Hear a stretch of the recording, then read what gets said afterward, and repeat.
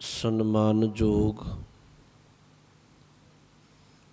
ਜੁਗੋ ਜੁਗ ਅਟਲ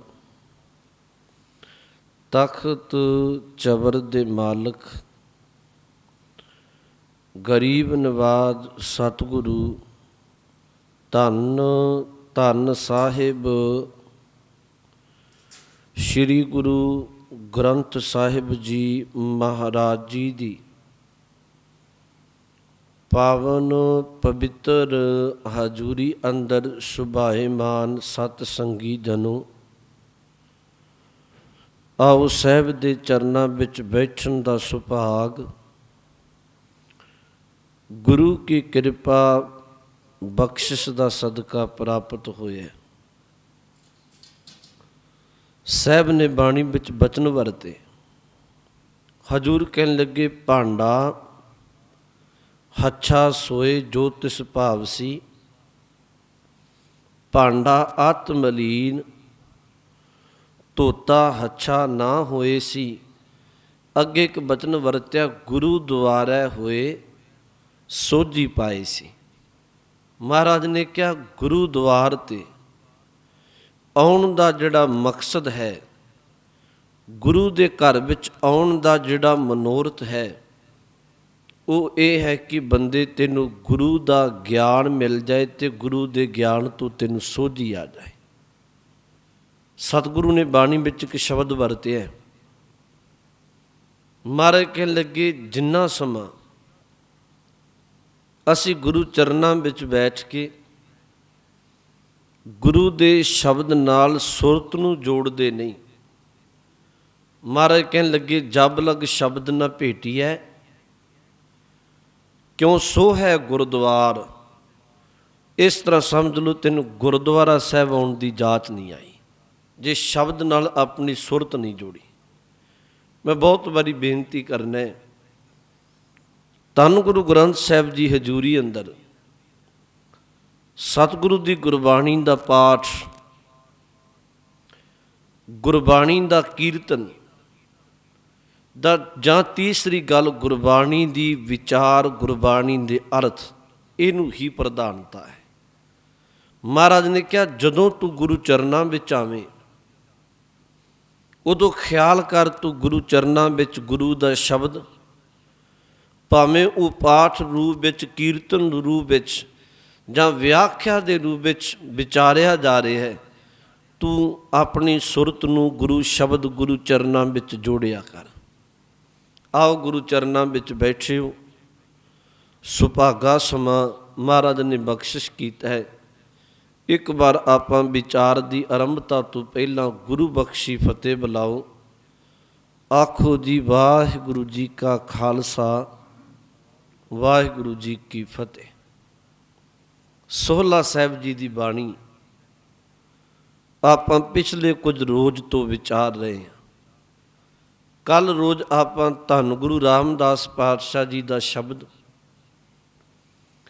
ਜਿਸ ਸ਼ਬਦ ਦੀ ਕੁਝ ਕੁ ਵਿਚਾਰ ਆਪਾਂ ਕੱਲ੍ਹ ਕੀਤੀ ਸੀ। ਮਹਾਰਾਜ ਨੇ ਕੱਲ੍ਹ ਕਿਹਾ ਸੀ, ਕਾਮ ਕ੍ਰੋਧ ਨਗਰ ਬਹੁ ਭਰਿਆ ਮਿਲ ਸਾਧੂ ਖੰਡਲ ਖੰਡਾ ਹੈ। ਬੰਦੇ ਤੇਰਾ ਸਰੀਰ ਪਿੰਡ ਦੀ ਤਰ੍ਹਾਂ ਇਹ ਕਾਮ ਤੇ ਕ੍ਰੋਧ ਨਾਲ ਭਰਿਆ ਪਿਆ ਹੈ। ਫਿਰ ਮਹਾਰਾਜ ਨੇ ਕਿਹਾ ਸੀ, ਪੂਰਬ ਲਿਖਤ ਲਿਖੇ ਗੁਰ ਪਾਇਆ ਮਨ ਹਰ ਲੇ ਮੰਡਲ ਮੰਡਾ ਹੈ। ਪੂਰਬਲਾ ਕਰਮ ਜਾਗੇ, ਤੈਨੂੰ ਗੁਰੂ ਦੀ ਪ੍ਰਾਪਤੀ ਹੋਵੇ, ਗੁਰੂ ਤੈਨੂੰ ਕਿਰਪਾ ਕਰਕੇ ਪ੍ਰਮਾਤਮਾ ਨਾਲ, ਹਰੀ ਨਾਲ ਜੋੜੇਗਾ। ਕੱਲ੍ਹ ਇੱਕ ਮਹਾਰਾਜ ਨੇ ਗੱਲ ਕਹੀ, ਕਰ ਸਾਧੂ ਅੰਜਲੀ ਪੁਨ ਵੱਡਾ ਹੈ। ਮੈਂ ਸੰਖੇਪ ਆਪ ਜੀ ਨੂੰ ਦੁਹਰਾ ਰਿਹਾ। ਮਹਾਰਾਜ ਨੇ ਕਿਹਾ ਦੋਨੋਂ ਹੱਥ ਜੋੜ ਕੇ ਗੁਰੂ ਨੂੰ ਨਮਸਕਾਰ ਕਰਨੀ, ਇਹ ਭਲਾ ਹੈ, ਪੁੰਨ ਹੈ। ਕਰ ਡੰਡੌਤ ਪੁੰਨ ਵੱਡਾ ਹੈ। ਮਹਾਰਾਜ ਕਹਿਣ ਲੱਗੇ ਗੁਰੂ ਨੂੰ ਡੰਡੌਤ ਕਰਨੀ, ਅੰਦਰੋਂ ਝੁਕ ਕੇ ਡੰਡੇ ਵੱਤ ਨਮਸਕਾਰ ਕਰਨੀ, ਮਹਾਰਾਜ ਕਹਿਣ ਲੱਗੇ ਵੱਡਾ ਪੁੰਨ ਹੈ। ਇਹ ਮਹਾਰਾਜ ਨੇ ਕੱਲ੍ਹ ਕਿਹਾ। ਵੈਸੇ ਆਪਾਂ ਅਰਦਾਸ ਵਿੱਚ ਇੱਕ ਸ਼ਬਦ ਪੜ੍ਹਦੇ ਹਾਂ ਕਈ ਵਾਰੀ, ਅਰਦਾਸ ਰੂਪ ਸ਼ਬਦ ਹੈ, ਡੰਡੌਤ ਬੰਦਨ ਅਨਕ ਬਾਰ ਸਰਬ ਕਲਾ ਸਮਰੱਥ। ਇਹਦੇ ਅਰਥ ਇਹ ਨੇ ਵੀ ਡੰਡੌਤ ਬੰਦਨ ਅਨਕ ਬਾਰ, ਮਹਾਰਾਜ ਮੈਂ ਤੁਹਾਨੂੰ ਡੰਡੌਤ ਕਰਦਾ, ਅੰਦਰੋਂ ਆਪਣਾ ਆਪ ਝੁਕਾ ਕੇ ਬੰਦਨਾ ਕਰਦਾ। ਡੰਡੌਤ ਬੰਦਨ ਇੱਕ ਵਾਰ ਨਹੀਂ ਅਨਕ ਵਾਰ ਤੈਨੂੰ ਤਾਂ ਕਰਦੇ ਕਿਉਂਕਿ ਸਰਬ ਕਲਾ ਸਮਰੱਥ, ਤੂੰ ਸਾਰੀਆਂ ਕਲਾ ਵਿੱਚ ਸਮਰੱਥ ਹੈ। ਇੱਕ ਮੇਰੇ ਤੇ ਕਿਰਪਾ ਕਰੀ, ਡੋਲਣ ਤੇ ਰਾਖੋ ਪ੍ਰਭੂ। ਮੈਂ ਆਪਣੇ ਜੀਵਨ ਵਿੱਚ ਵਿਕਾਰਾਂ ਵਿੱਚ, ਆਪਣੇ ਜੀਵਨ ਵਿੱਚ ਕਦੀ ਡੋਲਾ ਨਾ। ਨਾਨਕ ਦੇ ਕਰ ਹੱਥ, ਤੁਸੀਂ ਸਿਰ ਤੇ ਹੱਥ ਰੱਖਿਓ। ਇੱਥੇ ਜਿਹੜਾ ਬਚਨ ਕਿਹਾ ਸੀ ਮਹਾਰਾਜ ਨੇ, ਕਰ ਡੰਡੌਤ ਪੁੰਨ ਵੱਡਾ ਹੈ। ਗੁਰੂ ਨੂੰ ਡੰਡੌਤ ਕਰਨੀ, ਜੋ ਗੁਰੂ ਕਹੇ ਉਹਨੂੰ ਕਮਾਉਣਾ, ਮਹਾਰਾਜ ਕਹਿਣ ਲੱਗੇ ਵੱਡਾ ਪੁੰਨ ਹੈ। ਅੱਗੇ ਰਹਾਉ ਸ਼ਬਦ ਆਇਆ, ਰਹਾਉ ਦਾ ਅਰਥ ਠਹਿਰਾ। ਅਗਲੇ ਬਚਨ ਵਿੱਚ ਮਹਾਰਾਜ ਕਿਰਪਾ ਕਰ ਰਹੇ ਨੇ, ਕਹਿਣ ਲੱਗੇ ਦੋ ਤਿੰਨ ਗੱਲਾਂ ਮਹਾਰਾਜ ਨੇ ਕਹੀਆਂ। ਪਹਿਲਾ ਜ਼ਿਕਰ ਕੀਤਾ ਸਾਖਤ ਬੰਦੇ ਦਾ, ਆਰੰਭ ਕਰਦੇ ਨੇ, ਕਹਿਣ ਲੱਗੇ ਸਾਖਤ ਹਰ ਰਸ ਸਾਧ ਨਾ ਜਾਣਿਆ, ਤਿਨ ਅੰਤਰ ਹਉਮੈ ਕੰਡਾ ਹੈ। ਸਾਖਤ ਦੇ ਆਖਰੀ ਅਰਥ ਹੁੰਦੇ ਨੇ ਰੱਬ ਨਾਲੋਂ ਟੁੱਟ ਚੁੱਕਿਆ ਮਨੁੱਖ। ਸਾਖਤ ਬਾਣੀ ਵਿੱਚ ਕਈ ਵਾਰੀ ਸ਼ਬਦ ਹੁੰਦਾ ਹੈ, ਭਾਵੇਂ ਉਂਝ ਅਰਥ ਇਹਦੇ ਕਈ ਕੀਤੇ। ਕੁਰਾਹੇ ਪਿਆ ਬੰਦਾ ਸਿੱਧੇ ਰਾਹ ਨੂੰ ਛੱਡ ਕੇ। ਉਂਝ ਸਾਖਤ ਦੇ ਅਰਥ ਨੇ ਜਿਹੜਾ ਗੁਰੂ ਤੋਂ, ਪਰਮੇਸ਼ਵਰ ਤੋਂ ਟੁੱਟਿਆ ਹੈ, ਜਿਹੜਾ ਨਾਮ ਤੋਂ ਸਖਣਾ ਹੈ, ਉਹਦੇ ਲਈ ਮਹਾਰਾਜ ਨੇ ਕਿਹਾ, ਕਹਿਣ ਲੱਗੇ ਸਾਖਤ ਹਰ ਰਸ ਸਾਧ ਨਾ ਜਾਣਿਆ। ਸਾਧ ਦਾ ਅਰਥ ਸਵਾਦ, ਰਸ। ਗੁਰੂ ਰਾਮਦਾਸ ਜੀ ਕਹਿੰਦੇ ਸਾਖਤ ਬੰਦੇ ਨੇ, ਰੱਬ ਨਾਲੋਂ ਟੁੱਟ ਚੁੱਕੇ ਮਨੁੱਖ ਨੇ, ਕਦੀ ਪਰਮੇਸ਼ਵਰ ਦੇ ਨਾਮ ਦੇ ਰਸ ਨੂੰ ਮਾਣਿਆ ਨਹੀਂ, ਉਹਨੂੰ ਸਮਝਦੀ ਕੋਈ ਨਹੀਂ। ਮਹਾਰਾਜ ਕਹਿੰਦੇ ਉਹਦੇ ਅੰਦਰ ਤੇ ਇੱਕ ਕੰਡਾ ਹੈ। ਉਹ ਕੰਡਾ ਕਿਹੜਾ? ਅੱਗੇ ਕਿਹਾ ਤਿੰਨ ਅੰਤਰ ਹਉਮੈ ਕੰਡਾ ਹੈ। ਸਾਖਤ ਬੰਦੇ ਦੇ ਅੰਦਰ ਤੇ ਅਹੰਕਾਰ ਦਾ ਕੰਡਾ ਹੈ। ਹਜੂਰ ਨੇ ਕਿਹਾ ਉਹਦੇ ਅੰਦਰ ਅਹੰਕਾਰ ਹੀ ਇੰਨਾ ਭਰਿਆ ਹੈ, ਬਿਰਤੀ ਇੰਨੀ ਅਹੰਕਾਰ ਵਾਲੀ, ਰੱਬ ਦੇ ਨਾਮ ਤੋਂ, ਪਰਮੇਸ਼ਵਰ ਦੇ ਨਾਮ ਤੋਂ ਕੋਹਾਂ ਦੂਰ ਰਹਿ ਕੇ ਉਹਨੇ ਕਦੀ ਨਾਮ ਦਾ ਰਸ ਮਾਣਿਆ ਹੀ ਨਹੀਂ, ਉਹਨੂੰ ਪਤਾ ਹੀ ਨਹੀਂ। ਹੁਣ ਧੰਨ ਗੁਰੂ ਗ੍ਰੰਥ ਸਾਹਿਬ ਦੀ ਬਾਣੀ ਪੜ੍ਹੋ, ਮਹਾਰਾਜ ਨੇ ਸਾਖਤ ਦੇ ਪ੍ਰਤੀ ਕੀ ਕਿਹਾ। ਬਾਬਾ ਕਬੀਰ ਸਾਹਿਬ ਜੀ, ਆਪ ਜੀ ਕਦੇ ਉਹਨਾਂ ਦੇ ਬਚਨ ਬਾਣੀ ਵਿੱਚੋਂ ਪੜ੍ਹੋ। 15 ਭਗਤਾਂ ਵਿੱਚੋਂ ਸਿਰਮੌਰ ਭਗਤ ਨੇ, ਤੇ ਚੇਤਾ ਰਹੇ ਜਿਵੇਂ ਕਿ ਗੁਰੂ ਸਾਹਿਬਾਨਾਂ ਵਿੱਚੋਂ ਧੰਨ ਗੁਰੂ ਗ੍ਰੰਥ ਸਾਹਿਬ ਦੀ ਬਾਣੀ ਵਿੱਚ ਸਭ ਤੋਂ ਵੱਧ ਬਾਣੀ ਗੁਰੂ ਅਰਜਨ ਸਾਹਿਬ ਜੀ ਦੀ ਦਰਜ ਹੈ, ਸਭ ਤੋਂ ਵੱਧ ਪੰਚਮ ਪਾਤਸ਼ਾਹ ਦੀ। ਭਗਤ ਸਾਹਿਬਾਨਾਂ ਵਿੱਚੋਂ ਸਭ ਤੋਂ ਵੱਧ ਬਾਣੀ ਦਰਜ ਬਾਬਾ ਕਬੀਰ ਸਾਹਿਬ ਜੀ ਦੀ ਹੈ। ਉਹਨਾਂ ਦਾ ਜੀਵਨ ਇੰਨਾ ਸੰਘਰਸ਼ਸ਼ੀਲ ਤੇ ਜੁਝਾਰੂ ਸੀ, ਕਿਉਂਕਿ ਜਿਸ ਥਾਂ ਤੇ ਚਾਰ ਚੁਫੇਰੇ ਬਨਾਰਸ ਦੀ ਧਰਤੀ ਤੇ ਪ੍ਰੋਹਤ ਬ੍ਰਾਹਮਣ ਜਾਂ ਪਖੰਡਵਾਦ ਦਾ ਬੋਲਬਾਲਾ ਸੀ, ਉੱਥੇ ਰਹੇ। ਪਰ ਆਪ ਜੀ ਉਹਨਾਂ ਦੇ ਕਦੀ ਬਚਨ ਪੜ੍ਹ ਕੇ ਵੇਖੋ, ਉਹ ਕਦੀ ਵੀ ਨਾ ਕਿਸੇ ਬਾਦਸ਼ਾਹ ਅੱਗੇ ਝੁਕੇ। ਉਹਨਾਂ ਬਾਦਸ਼ਾਹ ਦੀ ਪਰਵਾਹ ਨਹੀਂ ਕੀਤੀ ਬਾਬਾ ਕਬੀਰ ਸਾਹਿਬ ਨੇ। ਨਾ ਵਕਤੀ ਤੌਰ 'ਤੇ ਧਰਮ ਦਾ ਬਾਣਾ ਪਾ ਕੇ ਗਿਆਨ ਕਰਨ ਵਾਲਿਆਂ ਅੱਗੇ ਝੁਕੇ, ਨਾ ਉਹਨਾਂ ਕਦੀ ਪਖੰਡ ਦੇ ਸਾਹਮਣੇ ਸਿਰ ਝੁਕਾਇਆ। ਉਹਨਾਂ ਜਦੋਂ ਵੀ ਗੱਲ ਕੀਤੀ ਕੇਵਲ ਇੱਕ ਪਰਮਾਤਮਾ ਦੀ ਕੀਤੀ। ਬਾਣੀ ਵਿੱਚੋਂ ਮੈਂ ਤੁਹਾਨੂੰ ਕੁਝ ਪ੍ਰਮਾਣ ਦੇ ਦਿਆਂ, ਪਤਾ ਲੱਗ ਜਾਏ ਬਾਬੇ ਕਬੀਰ ਸਾਹਿਬ ਨੇ ਕਿੰਨੀ ਜੁਰਤ ਨਾਲ ਸ਼ਬਦ ਕਹੇ। ਜਦੋਂ ਜਾਤ ਪਾਤ ਦੀ ਗੱਲ ਚੱਲਦੀ ਸੀ, ਊਚ ਨੀਚ ਦੀ ਗੱਲ ਕਰਨੀ, ਇੱਕ ਨੂੰ ਉੱਚਾ ਕਹਿਣਾ, ਦੂਸਰੇ ਨੂੰ ਸ਼ੂਦਰ ਕਹਿ ਕੇ ਦੁਰਕਾਰਨਾ। ਚਲੋ ਕੁਝ ਵਿਦਵਾਨਾਂ ਕਿ ਮੁਕੰਦੇ ਨਾਮ ਦਾ ਬ੍ਰਾਹਮਣ ਸੀ, ਮੁਕੰਦਾ ਉਹਦਾ ਨਾਮ ਸੀ। ਉਹਨੇ ਕਿਹਾ ਮੈਂ ਉੱਚਾ, ਮੈਂ ਬ੍ਰਾਹਮਣ। ਬਾਬੇ ਕਬੀਰ ਸਾਹਿਬ ਨੂੰ ਕਿਹਾ ਤੁਸੀਂ ਸ਼ੂਦਰ ਹੋ। ਬਾਬੇ ਕਬੀਰ ਸਾਹਿਬ ਨੇ ਕਿਹਾ, ਕਹਿਣ ਲੱਗੇ ਤੇਰੀ ਨਿਸ਼ਾਨੀ ਕੀ ਵੀ ਤੂੰ ਬ੍ਰਾਹਮਣ ਹੈ। ਉਹਨੇ ਅੱਗੋਂ ਕਿਹਾ ਮੇਰਾ ਮਾਂ, ਮੇਰੀ ਬਾਪ, ਮੇਰਾ ਦਾਦਾ ਦਾਦੀ ਬ੍ਰਾਹਮਣ, ਮੈਂ ਬ੍ਰਾਹਮਣੀ ਦੀ ਕੁੱਖ ਤੋਂ ਜਾਇਆ, ਮੈਂ ਉੱਚਾ। ਬਾਬੇ ਕਬੀਰ ਸਾਹਿਬ ਨੇ ਨਾ ਜੀ ਉੱਥੇ ਉਹਨਾਂ ਨੂੰ ਇੱਕ ਬਚਨ ਵਰਤੇ ਸਨ, ਬਾਣੀ ਵਿੱਚੋਂ ਕਿਤੇ ਖਿਆਲ ਕਰਿਓ। ਉਹਨਾਂ ਕਿਹਾ ਸੀ ਜੋ ਤੂੰ ਬ੍ਰਾਹਮਣ ਬ੍ਰਾਹਮਣੀ ਜਾਇਆ ਤੋ ਆਣ ਬਾਟ ਕਾਹੇ ਨਹੀਂ ਆਇਆ। ਠੀਕ ਹੈ ਤੂੰ ਬ੍ਰਾਹਮਣ ਮੈਂ ਸ਼ੂਦਰ ਹਾਂ, ਪਰ ਜੰਮਣ ਦਾ ਤੂੰ ਰਸਤਾ ਕੋਈ ਹੋਰ ਕਿਉਂ ਨਹੀਂ ਲੱਭ ਲਿਆ। ਜੋ ਤੂੰ ਬ੍ਰਾਹਮਣ ਬ੍ਰਾਹਮਣੀ ਜਾਇਆ ਤੋ ਆਣ ਬਾਟ ਕਾਹੇ ਨਹੀਂ ਆਇਆ। ਤੁਮ ਕਤ ਬ੍ਰਾਹਮਣ ਹਮ ਕਤ ਸ਼ੂਦ। ਬਾਬੇ ਕਬੀਰ ਨੇ ਕਿਹਾ ਮੈਂ ਮੰਨਣਾ ਤੂੰ ਉੱਚੀ ਜਾਤ ਦਾ ਬ੍ਰਾਹਮਣ, ਮੈਂ ਨੀਵਾਂ ਸ਼ੂਦਰ ਹਾਂ। ਤੁਮ ਕਤ ਬ੍ਰਾਹਮਣ ਹਮ ਕਤ ਸ਼ੂਦ, ਪਰ ਇੱਕ ਗੱਲ ਮੈਨੂੰ ਦੱਸ, ਹਮ ਕਤ ਲੋਹੂ ਤੁਮ ਕਤ ਦੂਧ। ਮੇਰੀਆਂ ਰਗਾਂ ਵਿੱਚ ਖੂਨ ਵਗਦਾ, ਤੇਰੀਆਂ ਵਿੱਚ ਦੁੱਧ ਕਿਉਂ ਨਹੀਂ ਵਗਦਾ। ਬਾਬੇ ਕਬੀਰ ਸਾਹਿਬ ਨੇ ਬਖਤੀ ਜਿਹੜਾ ਊਚ ਨੀਚ ਦਾ ਵਿਤਕਰਾ ਕਰਦਾ ਸੀ, ਪਰਵਾਹ ਨਹੀਂ ਮੰਨੀ। ਇੱਥੋਂ ਤੱਕ ਉਹਨਾਂ ਦੀ ਬਾਣੀ ਪੜ੍ਹੋ ਤੇ ਜੇ ਬਖਤੀ ਬਾਦਸ਼ਾਹ ਉਹਨੂੰ ਗੰਗਾ ਵਿੱਚ ਡੋਬਦਾ ਬਾਬੇ ਕਬੀਰ ਸਾਹਿਬ ਨੂੰ ਬੰਨ੍ਹ ਕੇ, ਉਹਨਾਂ ਤਾਂ ਵੀ ਕਿਹਾ ਸੀ, ਕਹਿਣ ਲੱਗੇ ਮਨ ਨਾ ਡਿੱਗੈ ਤਨ ਕਾਹੇ ਕੋ ਡਰਾਏ, ਚਰਨ ਕਮਲ ਚਿਤ ਰਹਿਓ ਸਮਾਏ। ਮੇਰਾ ਮਨ ਨਹੀਂ ਕਿਤੇ ਡੋਲਦਾ, ਤੂੰ ਤਨ ਨੂੰ ਕਿਵੇਂ ਡਰਾ ਸਕੇਗਾ।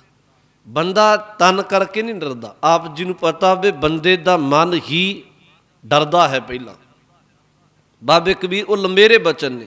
ਮੈਂ ਕੇਵਲ ਬੇਨਤੀ ਇਹ ਨਹੀਂ ਕਹਿ ਰਿਹਾ ਕਿ ਬਾਬਾ ਕਬੀਰ ਸਾਹਿਬ ਜੀ ਉਹਨਾਂ ਕਦੀ ਇੱਥੋਂ ਤੱਕ ਕਿ ਉਹਨਾਂ ਘਰ ਵਿੱਚ ਵੀ ਪਰਿਵਾਰ ਵਿੱਚ ਵੀ ਜੇ ਕਿਤੇ ਮਾਂ ਨੇ ਕਿਹਾ ਮੁਸ ਮੁਸ ਰੋਵੈ ਕਬੀਰ ਕੀ ਮਾਈ, ਇਹ ਬਾਰਕ ਕੈਸੋ ਜੀਵੋਂ ਰਗੜਾਈ, ਤਨਨਾ ਬੁਨਨਾ ਤਜੋ ਹੈ ਕਬੀਰ, ਹਰ ਕਾ ਨਾਮ ਲਿਖ ਲਿਓ ਸਰੀਰ।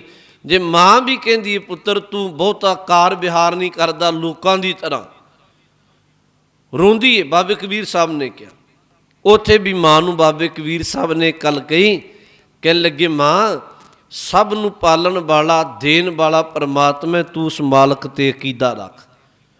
ਕਦੀ ਪਰਵਾਹ ਨਹੀਂ ਮੰਨੀ। ਪਰ ਮੈਂ ਬੇਨਤੀ ਜਿਹੜੀ ਕਹਿਣ ਲੱਗੇ ਅੱਜ ਜਿਹੜਾ ਬਚਨ ਵਰਤਿਆ ਗੁਰੂ ਸਾਹਿਬ ਨੇ, ਗੁਰੂ ਰਾਮਦਾਸ ਜੀ ਨੇ, ਸਾਕਤ ਹਰ ਰਸ ਸਾਧ ਨਾ ਜਾਣਿਆ। ਸਾਕਤ ਬੰਦੇ ਨੇ ਕਦੀ ਪਰਮੇਸ਼ਵਰ ਦੇ ਨਾਮ ਦੇ ਰਸ ਨੂੰ ਮਾਣਿਆ ਨਹੀਂ। ਸਾਕਤ ਦਾ ਅਰਥ ਨਾ ਭੁੱਲਿਓ, ਬਾਣੀ ਵਿੱਚ ਬਹੁਤਾਤ ਵਾਰੀ ਆਉਂਦਾ ਹੈ। ਸਾਕਤ ਦੇ ਅਰਥ ਨੇ ਰੱਬ ਤੋਂ ਟੁੱਟ ਚੁੱਕਿਆ ਮਨੁੱਖ।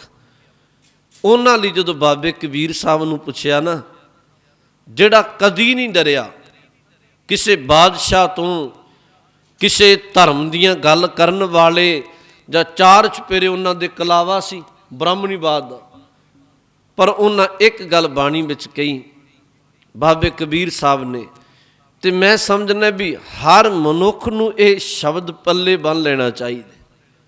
ਉਹਨਾਂ ਨੇ ਇੱਕ ਬਚਨ ਵਰਤਿਆ, ਕਹਿਣ ਲੱਗੇ ਜਿਹੜਾ ਬੰਦਾ ਨਾ ਕਦੀ ਪਰਮੇਸ਼ਵਰ ਦੇ ਨਾਮ ਨੂੰ ਸੁਣਦਾ, ਨਾ ਕਦੀ ਪਰਮੇਸ਼ਵਰ ਦੇ ਨਾਮ ਨੂੰ ਆਪਣੇ ਮੁਖ ਤੋਂ ਕਹਿੰਦਾ, ਬਹੁਤ ਧਿਆਨ ਨਾਲ ਸੁਣਿਓ, ਨਾ ਕਦੀ ਪਰਮੇਸ਼ਵਰ ਦੇ ਨਾਮ ਨੂੰ ਸੁਣਦਾ, ਨਾ ਕਦੀ ਪਰਮੇਸ਼ਵਰ ਦੇ ਨਾਮ ਨੂੰ ਆਪਣੇ ਮੁਖ ਤੋਂ ਕਦੀ ਕਹਿੰਦਾ, ਗੱਲਾਂ ਕਰਕੇ ਅਸਮਾਨ ਥੱਲੇ ਲਾਉਂਦਾ। ਬਾਬਾ ਕਬੀਰ ਸਾਹਿਬ ਕਹਿਣ ਲੱਗੇ ਸਿੱਖਾ ਬੰਦੇ ਤੂੰ ਇਹੋ ਜਿਹੇ ਬੰਦੇ ਤੋਂ ਕਿਨਾਰਾ ਰੱਖਿਆ ਕਰ, ਇਹਨਾਂ ਸਾਕਤਾਂ ਤੋਂ ਕਿਨਾਰਾ ਰੱਖਿਆ ਕਰ, ਜਿਹੜੇ ਬੰਦੇ ਕਦੀ ਰੱਬ ਦੇ ਨਾਮ ਨੂੰ ਸੁਣਦੇ ਜਾਂ ਕਹਿੰਦੇ ਨੇ। ਡਰਦਾ ਰਿਹਾ ਕਰ, ਬਕਾਇਦਾ ਸ਼ਬਦ ਵਰਤਿਆ। ਬਾਣੀ ਵਿੱਚੋਂ ਬਚਨ ਆਉਂਦਾ ਹੈ, ਹਰ ਜਸ ਸੁਣੈ ਨਾ ਹਰ ਗੁਣ ਗਾਵੇ। ਨਾ ਸੁਣਦੇ ਨੇ ਨਾ ਕਦੀ ਗਾਉਂਦੇ ਨੇ। ਹਰ ਜਸ ਸੁਣੈ ਨਾ ਹਰ ਗੁਣ ਗਾਵੇ, ਬਾਤਨ ਹੀ ਅਸਮਾਨ ਗਰਾਵੇ। ਗੱਲਾਂ ਕਰਨਗੇ ਅਸਮਾਨ ਥੱਲੇ ਲਾਉਣਗੇ। ਬਾਬੇ ਨੇ ਕਿਹਾ ਐਸੇ ਲੋਗਨ ਸਿਉਂ ਕਿਆ ਕਹੀਏ, ਇਹਨਾਂ ਨੂੰ ਕੀ ਕਿਹਾ ਜਾਏ, ਜੋ ਪ੍ਰਭ ਕੀਏ ਭਗਤ ਤੇ ਬਾਹਜ, ਜਿਹੜੇ ਰੱਬ ਦੀ ਭਗਤੀ ਤੋਂ ਬਾਂਝੇ ਨੇ, ਤਿੰਨ ਤੇ ਸਦਾ ਡਰਾਨੇ ਰਹੀ ਹੈ। ਕਹਿਣ ਲੱਗੇ ਤੂੰ ਇਹਨਾਂ ਤੋਂ ਕਿਨਾਰਾ ਰੱਖਿਆ ਕਰ, ਡਰਦਾ ਹੀ ਰਿਹਾ ਕਰ, ਇਹਨਾਂ ਦੀ ਸੰਗਤ ਵਿੱਚ ਨਾ ਬਈ। ਮਹਾਰਾਜ ਨੇ ਉਹ ਅੱਗੇ ਸ਼ਬਦ ਵਰਤੇ, ਕਹਿਣ ਲੱਗੇ ਇਹਨਾਂ ਦਾ ਹਾਲ ਇਹ ਹੁੰਦਾ, ਆਪ ਇਹ ਕਿਸੇ ਦੀ ਮਰਦੇ ਦੇ ਮੁਖ ਵਿੱਚ ਪਾਣੀ ਦੀ ਘੁੱਟ ਨਹੀਂ ਪਾ ਸਕਦੇ, ਪਰ ਨਿੰਦਿਆ ਉਹਦੀ ਕਰਨਗੇ ਜਿੱਥੋਂ ਗੰਗਾ ਵਗਦੀ ਹੈ। ਇਹਨਾਂ ਲੋਕਾਂ ਦਾ ਸੁਭਾਅ ਹੈ। ਬਾਣੀ ਨੇ ਕਿਹਾ, ਬਾਬਾ ਜੀ ਦੇ ਅਗਲੇ ਬਚਨ ਨੇ, ਕਹਿਣ ਲੱਗੇ ਆਪ ਨਾ ਦੇ ਚੁਰੂ ਭਰ ਪਾਣੀ, ਚੂਲੀ ਭਰ ਕੇ ਕਿਸੇ ਨੂੰ ਪਾਣੀ ਦੀ ਨਹੀਂ ਦੇ ਸਕਦੇ। ਤੈ ਨਿੰਦੇ ਜੈ ਗੰਗਾ ਆਨੀ, ਬੈਠ ਕੇ ਨਿੰਦਿਆ ਉਹਦੀ ਕਰਨਗੇ। ਸਾਖਤ ਬੰਦੇ ਜਿੱਥੋਂ ਮਾਨੋ ਪਰਉਪਕਾਰ ਹੁੰਦਾ ਪਿਆ, ਗੰਗਾ ਵਗਦੀ ਪਈ। ਮਹਾਰਾਜ ਨੇ ਅੱਗੇ ਹੋਰ ਬਚਨ ਵਰਤਿਆ, ਕਹਿਣ ਲੱਗੇ ਬੈਠਤ ਉਠਤ ਕੁਟਲਤਾ ਚਾਲੇ। ਬਹਿੰਦਿਆਂ ਉੱਠਦਿਆਂ ਹੀ ਭੈੜੇ ਕਰਮ ਕਰਦੇ ਨੇ, ਮੁਖ ਤੋਂ ਭੈੜਾ ਹੀ ਬੋਲਣਾ, ਬਹਿਣ ਲੱਗਿਆਂ ਵੀ ਉੱਠਣ ਲੱਗਿਆਂ ਵੀ। ਬੈਠਤ ਉਠਤ ਕੁਟਲਤਾ ਚਾਲੇ, ਆਪ ਗਏ ਔਰ ਨੂੰ ਹੰਕਾਲੇ। ਆਪ ਕਿਸੇ ਕੰਮ ਦੇ ਨਹੀਂ ਸੋਚਦੇ ਨੇ ਦੂਜਾ ਵੀ ਸਾਡੇ ਵਰਗਾ ਹੋ ਜਾਏ। ਬਾਬਾ ਜੀ ਨੇ ਬਚਨ ਵਰਤੇ, ਕਹਿਣ ਲੱਗੇ ਇਹਨਾਂ ਤੋਂ ਕਿਨਾਰਾ ਰੱਖੀ। ਜਿਹੜੇ ਬੰਦੇ, ਪਰ ਇਹਨੂੰ ਕਿਹਾ ਸਾਖਤ, ਜਿਹੜੇ ਕਦੀ ਰੱਬ ਦਾ ਨਾਮ ਲੈਂਦੇ ਜਾਂ ਸੁਣਦੇ ਨੇ। ਅੱਜ ਗੁਰੂ ਰਾਮਦਾਸ ਜੀ ਨੇ ਬਾਣੀ ਵਿੱਚ ਕਿਹਾ, ਮਹਾਰਾਜ ਕਹਿੰਦੇ ਸਾਖਤ ਹਰ ਰਸ ਸਾਧ ਨਾ ਜਾਣਿਆ। ਸਾਖਤ ਬੰਦੇ ਨੇ ਕਦੀ ਪਰਮੇਸ਼ਵਰ ਦੇ ਨਾਮ ਦਾ, ਉਹਨਾਂ ਕਦੀ ਰਸ ਨੂੰ, ਪਰਮਾਤਮਾ ਨੂੰ ਮਾਣਿਆ ਨਹੀਂ। ਉਹਨਾਂ ਦੇ ਅੰਦਰ ਇੱਕੋ ਕੰਮ ਕਰਦਾ, ਉਹ ਕੀ ਕਰਦਾ? ਤਿੰਨ ਅੰਤਰ ਹਉਮੈ ਕੰਡਾ ਹੈ। ਉਹਨਾਂ ਦੇ ਅੰਦਰ ਅਹੰਕਾਰ ਦਾ ਕੰਡਾ ਚੁਭਦਾ ਹੈ, ਦਿਨ ਰਾਤ ਅਹੰਕਾਰ ਵਿੱਚ ਤੁਰਨਗੇ। ਗੁਰੂ ਗ੍ਰੰਥ ਸਾਹਿਬ ਨੇ ਹੋਰ ਵੀ ਬਚਨ ਕਹੇ। ਮਹਾਰਾਜ ਨੇ ਤੇ ਇੱਥੋਂ ਤੱਕ ਬਾਣੀ ਵਿੱਚ ਕਿਹਾ, ਕਹਿਣ ਲੱਗੇ ਸਾਖਤ ਬੰਦੇ ਨੂੰ ਸੱਚ ਇਹ ਵੀ ਕਿਤੇ ਚੰਗੀ ਸਿੱਖਿਆ ਦੇਣੀ ਵੀ ਨਹੀਂ ਚਾਹੀਦੀ। ਮੈਨੂੰ ਖਿਮਾ ਕਰਿਓ, ਬਾਣੀ ਵਿੱਚ ਕਿਹਾ। ਉਂਝ ਭਾਵੇਂ ਮਹਾਰਾਜ ਬਾਣੀ ਵਿੱਚ ਇਹ ਵੀ ਕਹਿੰਦੇ ਆ ਵੀ ਚਲੋ ਸਤ ਸੰਗਤ ਵਿੱਚ ਜਿਹੜਾ ਆਉਂਦਾ ਹੈ, ਪਰ ਉਂਝ ਮਹਾਰਾਜ ਨੇ ਇੱਕ ਗੱਲ ਦੂਸਰੇ ਪੱਖ ਤੋਂ ਕਿਹਾ। ਮਹਾਰਾਜ ਕਹਿਣ ਲੱਗੇ ਇਹ ਗਾਹਕ ਨਹੀਂ ਚੰਗੀ ਗੁਣ ਦੇ, ਇਹ ਚੰਗੀ ਸਿੱਖਿਆ ਦੇ ਕਦਰਦਾਨ ਨਹੀਂ, ਇਹਨਾਂ ਨੂੰ ਚੰਗੀ ਸਿੱਖਿਆ ਦੀ ਕੀਮਤ ਨਹੀਂ ਪਤਾ। ਤਾਂ ਇਦੋਂ ਚੰਗਾ ਹੈ ਵੀ ਇਹਨਾਂ ਸਾਖਤ ਬੰਦਿਆਂ ਨੂੰ ਚੰਗੀ ਸਿੱਖਿਆ ਦੇਣ ਦੀ ਬਜਾਏ ਕਿਉਂ ਆਪਣਾ ਸਮਾਂ ਬਰਬਾਦ ਕਰਨਾ। ਮਹਾਰਾਜ ਨੇ ਦੋ ਤਿੰਨ ਗੱਲਾਂ ਕਹੀਆਂ। ਮਹਾਰਾਜ ਨੇ ਪਹਿਲਾ ਬਚਨ ਕਿਹਾ, ਸਾਚੇ ਬਾਣੀ ਦਾ ਸ਼ਬਦ ਆਪਾਂ ਲੁਕੋ ਨਹੀਂ ਸਕਦੇ। ਕਹਿਣ ਲੱਗੇ ਸਾਖਤ ਬੰਦਾ ਬਿਲਕੁਲ ਕੂਕਰ ਦੀ ਤਰ੍ਹਾਂ, ਕੁੱਤੇ ਦੇ ਕੋਲ ਕੰਨ ਕੋਲ ਬਹਿ ਕੇ ਉਹਨੂੰ ਬਿਠਾ ਕੇ ਤੇ ਕੁਝ ਸਿਮਰਤੀਆਂ ਦਾ ਪਾਠ ਸੁਣਾਈ ਜਾਏ, ਧਾਰਮਿਕ ਗ੍ਰੰਥਾਂ ਦਾ ਉਪਦੇਸ਼ ਦਈ ਜਾਏ, ਬੋਲੀ ਜਾਏ। ਮਹਾਰਾਜ ਕਹਿਣ ਲੱਗੇ ਕੂਕਰ ਨੂੰ ਕੋਈ ਫਰਕ ਨਹੀਂ ਪੈਂਦਾ। ਉਹਨੂੰ ਕੀ ਪਤਾ ਸਿਮਰਤੀਆਂ ਦਾ, ਧਾਰਮਿਕ ਗ੍ਰੰਥਾਂ ਦਾ ਉਪਦੇਸ਼ ਕੀ ਹੁੰਦਾ। ਬਾਣੀ ਵਿੱਚ ਤੁਕ ਵਰਤੀ, ਕਹਾਂ ਸੁਆਨ ਕੋ ਸਿਮਰਤ ਸੁਨਾਏ। ਸੁਆਨ ਦਾ ਅਰਥ ਹੁੰਦੇ ਕੂਕਰ। ਕਹਾਂ ਸੁਆਨ ਕੋ ਸਿਮਰਤ ਸੁਨਾਏ। ਫਿਰ ਕਹਿਣ ਲੱਗੇ ਕਹਾਂ ਸਾਖਤ ਪੈ ਹਰ ਗੁਣ ਗਾਏ। ਕਹਿਣ ਲੱਗੇ ਸਾਖਤ ਬੰਦਾ ਕੀ ਕਿੱਥੇ? ਜਾਂ ਬਾਬਾ ਜੀ ਨੇ ਫਿਰ ਅੱਗੇ ਇੱਕ ਬਚਨ ਵਰਤਿਆ, ਹਰ ਹਰ ਹਰ ਹਰੇ ਹਰ ਗਾਈਐ। ਮਹਾਰਾਜ ਕਹਿਣ ਲੱਗੇ ਸਾਖਤ ਸਿਉ। ਬਾਬਾ ਜੀ ਕਹਿਣ ਲੱਗੇ ਪਰਮੇਸ਼ਵਰ ਦੇ ਨਾਮ ਨੂੰ ਤੂੰ ਜਪ, ਪਰ ਸਾਖਤ ਨੂੰ ਭੁੱਲ ਕੇ ਨਾ ਇਹ ਇਧਰਲੇ ਪਾਸੇ ਨੂੰ ਉਹਨੂੰ ਪ੍ਰੇਰਨ ਦੀ ਕੋਸ਼ਿਸ਼ ਕਰ। ਦੋ ਗੱਲਾਂ ਹੋਰ ਕਹੀਆਂ।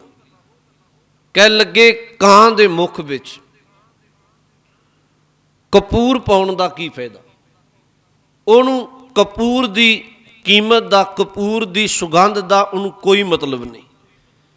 ਸੱਪ ਦੇ ਮੁਖ ਵਿੱਚ ਦੁੱਧ ਪਾਉਣ ਦਾ ਕੋਈ ਬਹੁਤਾ ਲਾਹਾ ਨਹੀਂ। ਮਹਾਰਾਜ ਨੇ ਕਿਹਾ ਕਿਉਂਕਿ ਸੱਪ ਨੂੰ ਦੁੱਧ ਪਿਆਓ, ਉਹਨੇ ਤਾਂ ਵੀ ਡੰਗ ਮਾਰਨੇ, ਉਹਨੇ ਜ਼ਹਿਰ ਨਹੀਂ ਬਦਲਣਾ। ਮਹਾਰਾਜ ਕਹਿਣ ਲੱਗੇ ਕਊਆ ਕਹਾਂ ਕਪੂਰ ਸਮਾਏ, ਕਹਾਂ ਵਿਸ਼ੀਰ ਕੋ दूध ਪਿਆਏ। ਸੱਪ ਨੂੰ ਦੁੱਧ ਪਿਆਉਣਾ ਤੇ ਕਾਂ ਨੂੰ ਕਪੂਰ ਖਵਾਉਣਾ, ਮਹਾਰਾਜ ਕਹਿੰਦੇ ਇਹਦਾ ਬਹੁਤਾ ਲਾਹਾ ਨਹੀਂ। ਸੱਚ ਜਨ ਸਾਖਤ ਬੰਦੇ ਨੂੰ ਧਰਮ ਕਰਮ ਦੀ ਗੱਲ ਕਰਨੀ, ਸੁਣਾਉਣੀ, ਉਹਦੀ ਬਹੁਤਾ ਲਾਹਾ ਨਹੀਂ, ਕਿਉਂਕਿ ਉਹਨੂੰ ਕਦਰ ਨਹੀਂ ਪਤਾ। ਉਹਦੇ ਅੰਦਰ ਅਹੰਕਾਰ ਦਾ ਕੰਡਾ ਹੈ।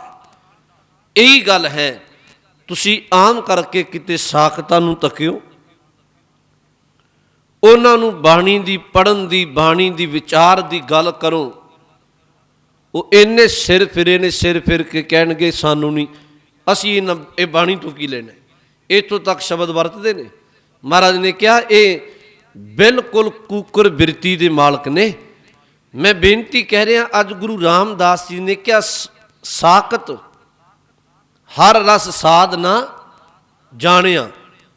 ਇਹਨਾਂ ਨੂੰ ਪਰਮੇਸ਼ਵਰ ਦੇ ਨਾਮ, ਇਹਨਾਂ ਨੂੰ ਪਰਮਾਤਮਾ ਦੀ घर की गल दे रस का बिल्कुल समझ नहीं। तिन अंतर होमै कंडा है। भाई गुरदास जी तो पुछ लो। उन्हें होर गल कही, कहन लगे साखत बंदा इस तरह 3-4 प्रमाण दिते। जिमें दुध रिड़क के मक्खन कढ़ लिया जाए, पिछे केवल लस्सी रह जाए। दुध निकल गया, लस्सी की किन्नी को कीमत है। लोग जिन्ना मक्खन नूं संभालते हैं, खिमा करो मक्खन संभालते हैं, लस्सी तो लोग कई बार डोल भी देंगे ने। भाई गुरदास ने क्या साखत बंदा उहदे विच चंगा गुण कोई नहीं, वो बिल्कुल छाछ की तरह लस्सी की तरह है। दूसरा वचन क्या, कह लगे गन्ने विचों रस कढ़ लो, जिमें छिलके की कोई कीमत नहीं। छिलके नूं कौन मुख लाउंदा है? छिलका तो लोग रस मान के रस नूं चूस के बाहर सुट दिंदे ने। भाई गुरदास ने क्या साखत बंदा बिल्कुल गन्ने की छिलके की तरह। तीसरा वचन वरत्या, कह लगे मजीठ रंग है, मजीठ विचों जदों रंग कढ़ लिया जाए उहदे छिलके की भी कोई कीमत नहीं। चौथा वचन वरत्या, फुल्लां विचों रस महक कढ़ ली जाए, परत के फुल्लां दा जिहड़ा वो निचोड़ कढ़ लिया, रस कढ़ लिया, ਉਹਦਾ छिलका कोई काम का नहीं। बाबे ने क्या साखत कोई काम का नहीं। पंजवें एक वचन किया, कहन लगे साखत बंदा तो इस तरह है जिमें शरीर विचों आत्मा निकल जाए, तन मिट्टी की ढेरी है। साखत बंदे दे अंदर धर्म कर्म कोई नहीं, वो मानो एक मुर्दे की तरह है। आत्मा निकल गया, तन मुर्दा हो गया। अखीर ते एक वचन किया, कह लगे उस रुख की तरह है साखत बंदा जेड़े रुख नूं फल भी कोई नहीं, पत्ते भी कोई नहीं, फुल भी कोई नहीं, केवल सुक्का डंडे की तरह खलोता है। ये भाई गुरदास जी ने वचन वरते। उन्हें क्या मक्खन लिया बरोल कै छा छुट्टड़ हुई। ये उन्होंने मैं एक दिन अर्ज आप जी नूं कीती, याद रखियो। भाई गुरदास जी कौन ने? भाई गुरदास जी धन गुरु ग्रंथ साहिब महाराज जी के पहले लिखारी ने। जदों गुरु अर्जन साहिब महाराज ने अमृतसर साहिब की धरती ते रामसर सरोवर के कंढे बैठ के गुरु साहिबानां दी, भगतां दी, भट्टां दी, गुरसिखां दी बाणी लिख के ते गुरु ग्रंथ साहिब जी का स्वरूप तैयार किया है। याद रखियो, गुरु अर्जन साहिब जी बाणी लिखवाउंदे ने, लिखन वाले जिहड़े लिखारी ने वो भाई गुरदास जी ने। भाई गुरदास जी बहुत करनी वाले धर्मी सन, सिक्खी नूं कमाउण वाले सन, पर तुहाडे ध्यान विच रहे गुरु ग्रंथ साहिब की बाणी विच भाई गुरदास जी की बाणी नहीं। ये जिहड़े शब्द ने भाई गुरदास जी दीयां वखरियां वारां ने जां उन्हां दे कवित ने, वखरी बाणी है उन्हां दी। पर गुरु अर्जन साहिब महाराज ने बख्शिश करके एक वचन किया सी, कहन लगे भाई गुरदास जी तुहाडी जिहड़ी रचना है गुरबाणी, ये इस तरह समझ लो धन गुरु ग्रंथ साहिब महाराज जी की कुंजी है। ताला लग्या होवे, बंदे कोल चाबी कुंजी होवे, बंदा खोल के अंदर सब कुछ देख सकता है। महाराज ने कहा सी जिन्हें गुरु ग्रंथ साहिब जी की बाणी नूं चंगी तरह समझना है, वो भाई गुरदास जी की बाणी नूं पढ़े विचारे जरूर, क्योंकि कुछ शब्द बाणी विच इस तरह ने जिन्हां दा महाराज ने जिक्र किया, उसका खुलासा भाई गुरदास जी ने किया। मैं बेनती कह रहा चेता रखियो। भाई गुरदास जी ने वचन वरते, कहन लगे मनमुख क्यों जै मक्खन लिया बरोल कै छा छुट्टड़ हुई। साखत बंदा इस तरह जिमें मक्खन कढ़ लिया जाए तो छाछ लस्सी की तरह। अगली तुक वरती, कह लगे पीड़ लई रस गन्नियो, फिर कह लगे छिल छुआ ना कोई। ਰਸ ਕੱਢ ਲਿਆ ਗੰਨੇ ਵਿੱਚੋਂ, ਛਿਲਕੇ ਨੂੰ ਕੋਈ ਬਹੁਤਾ ਕੀਮਤ ਨਹੀਂ, ਛਿਲਕੇ ਨੂੰ ਲੋਕ ਬਾਲਣ ਦੀ ਤਾਂ ਭਾਵੇਂ ਕੰਮ ਲੈ ਲੈਣ, ਪਰ ਉਹਦੀ ਕਦਰ ਨਹੀਂ। ਮਹਾਰਾਜ ਕਹਿਣ ਲੱਗੇ ਬੰਦੇ, ਸਾਖਤ ਬੰਦੇ ਦੇ ਅੰਦਰ ਧਰਮ ਦਾ, ਨਾਮ ਦਾ ਰਸ ਕੋਈ ਨਹੀਂ, ਬਿਲਕੁਲ ਉਹ ਗੰਨੇ ਦੇ ਛਿਲਕੇ ਦੀ ਤਰ੍ਹਾਂ ਹੈ। ਤੀਸਰਾ ਬਚਨ ਵਰਤਿਆ, ਕਹਿਣ ਲੱਗੇ ਬਾਸ ਲਈ ਫੁੱਲ ਬਾੜਿਓ ਤਿਸ ਮਿਲੈ ਨਾ ਢੋਈ। ਫੁੱਲਾਂ ਵਿੱਚੋਂ ਸੁਗੰਧ ਰਸ ਕੱਢ ਲਿਆ ਜਾਏ, ਪਰਤ ਕੇ ਫੁੱਲਾਂ ਦਾ ਜਿਹੜਾ ਉਹ ਪਿੱਛੇ ਛਿਲਕਾ ਬਚਦਾ ਉਹਨੂੰ ਕੌਣ ਪੁੱਛਦਾ? ਭਾਈ ਗੁਰਦਾਸ ਜੀ ਨੇ ਕਿਹਾ, ਕਹਿਣ ਲੱਗੇ ਬੇਮੁਖ ਸੁੱਕੇ ਰੁੱਖ ਜਿਉ ਦੇਖੈ ਸਭ ਲੋਈ। ਕਹਿਣ ਲੱਗੇ ਜਿਵੇਂ ਸੁੱਕੇ ਰੁੱਖ ਨੂੰ ਸੰਸਾਰ ਵੇਖਦਾ ਹੈ, ਨਾ ਉਹਨੂੰ ਫਲ ਲੱਗਿਆ, ਨਾ ਉਹਦੇ ਪੱਤੇ ਨੇ, ਨਾ ਛਾਂ ਹੈ, ਨਾ ਸੁੱਖ ਦਿੰਦਾ ਹੈ, ਲੋਕ ਜੜ੍ਹਾਂ ਤੋਂ ਉਖਾੜ ਦਿੰਦੇ ਨੇ। ਕਹਿਣ ਲੱਗੇ ਸਾਖਤ ਬੰਦਾ ਬਿਲਕੁਲ ਸੁੱਕੇ ਰੁੱਖ ਦੀ ਤਰ੍ਹਾਂ ਹੈ। ਮਹਾਰਾਜ ਜੀ ਨੇ ਬਾਣੀ ਵਿੱਚ ਕਿਹਾ, ਕਹਿਣ ਲੱਗੇ ਸਾਖਤ ਹਰ ਰਸ ਸਾਧ ਨਾ ਜਾਣਿਆ। ਸੋਹਲਾ ਸਾਹਿਬ ਦੀ ਬਾਣੀ ਵਿੱਚ ਚੌਥਾ ਸ਼ਬਦ ਹੈ। ਕਹਿਣ ਲੱਗੇ ਸਾਖਤ ਬੰਦੇ ਨੇ ਰੱਬ ਨਾਲੋਂ ਟੁੱਟ ਚੁੱਕੇ ਨੇ, ਕਦੀ ਪਰਮੇਸ਼ਵਰ ਦੇ ਨਾਮ ਦੇ ਰਸ ਨੂੰ ਮਾਣਿਆ ਨਹੀਂ, ਜਾਣਿਆ ਨਹੀਂ। ਸਾਖਤ ਹਰ ਰਸ ਸਾਧ ਨਾ ਜਾਣਿਆ, ਤਿਨ ਅੰਤਰ ਹਉਮੈ ਕੰਡਾ ਹੈ। ਉਹਦੇ ਅੰਦਰ ਮਹਾਰਾਜ ਕਹਿਣ ਲੱਗੇ ਅਹੰਕਾਰ ਦਾ ਕੰਡਾ ਹੈ।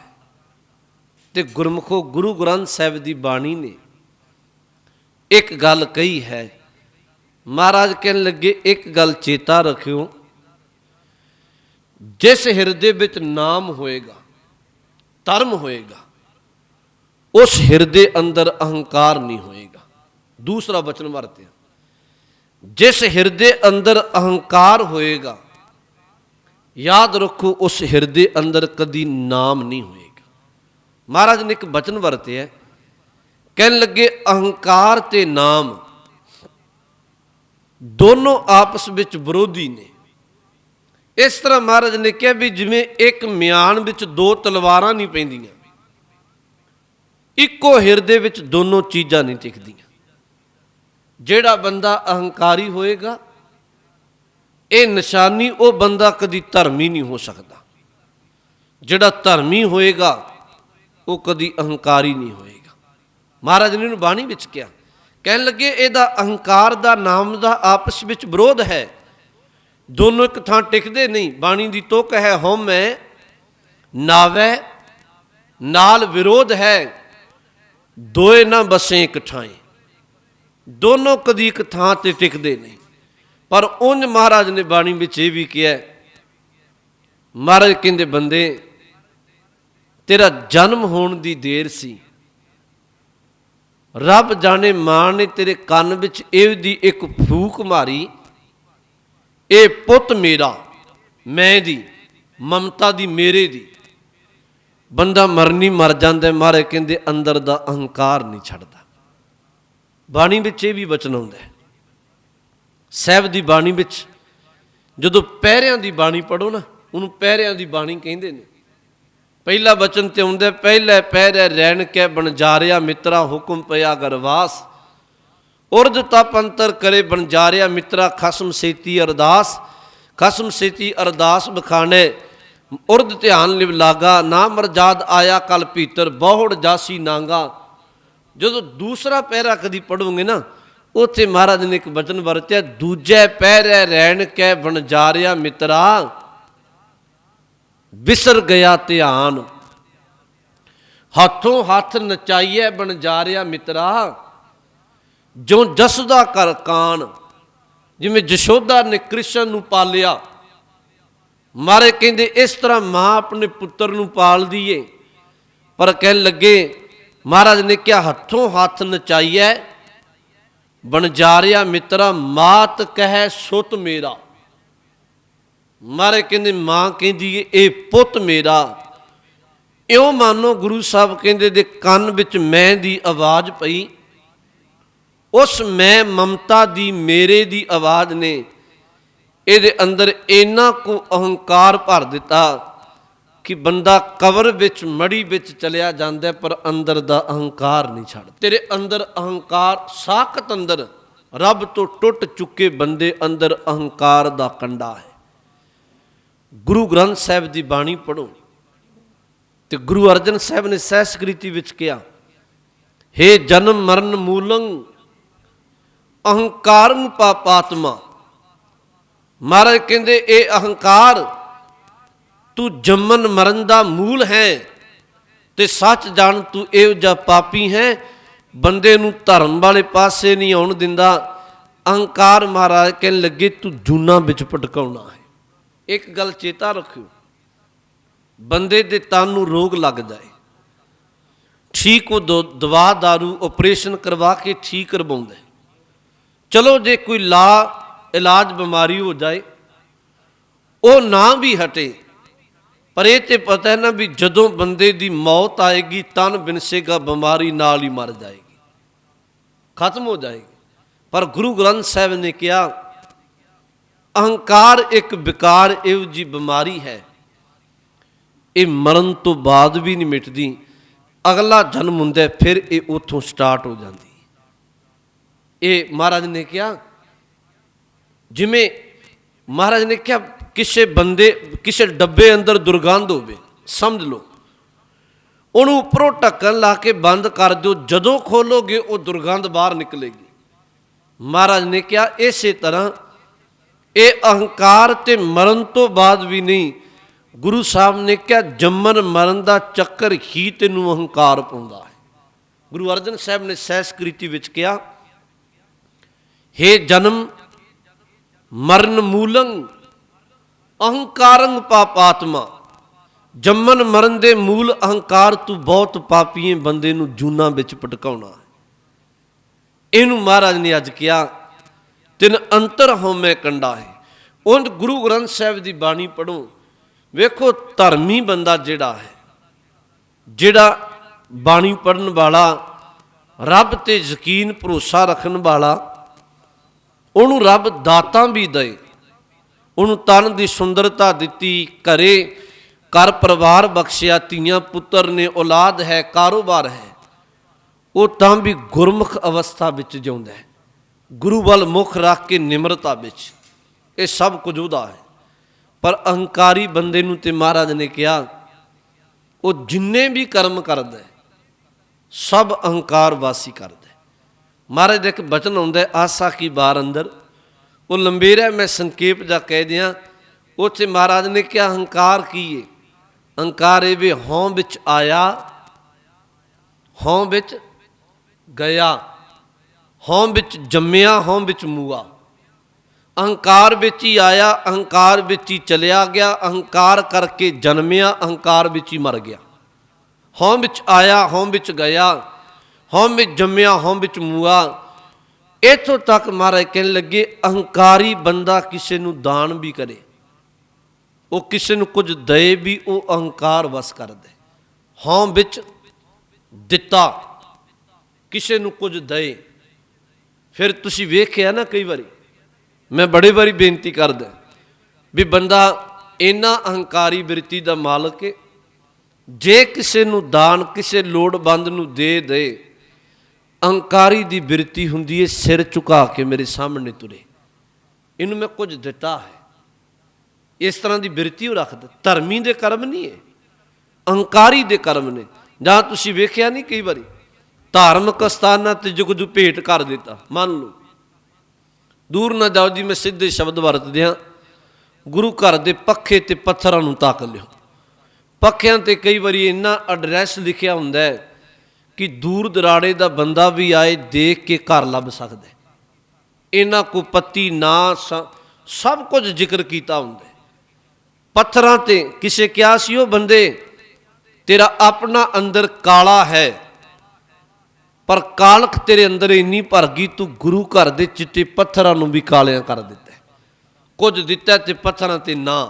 ਹਾਲਾਂਕਿ ਅਸੀਂ ਗੁਰੂ ਗ੍ਰੰਥ ਸਾਹਿਬ ਦੀ ਬਾਣੀ ਨੂੰ ਸਮਝੀਏ। ਮਹਾਰਾਜ ਨੇ ਬਾਣੀ ਵਿੱਚ ਇੱਕ ਬਚਨ ਕਿਹਾ ਹੈ, ਕਹਿਣ ਲੱਗੇ ਜੇ ਕੋਈ ਦਾਨ ਪੁੰਨ ਕਰਕੇ ਧਰਮ ਕਮਾ ਕੇ, ਧਰਮ ਦਾ ਇੱਕ ਪੱਖ ਹੈ ਦਾਨ ਕਰਨਾ, ਤੇ ਜੇ ਕਿਤੇ ਅਹੰਕਾਰ ਕਰੇ ਇਸ ਤਰ੍ਹਾਂ ਵੀ ਜਿਵੇਂ ਹਾਥੀ ਨੂੰ ਇਸ਼ਨਾਨ ਕਰਾ ਦੇਣਾ।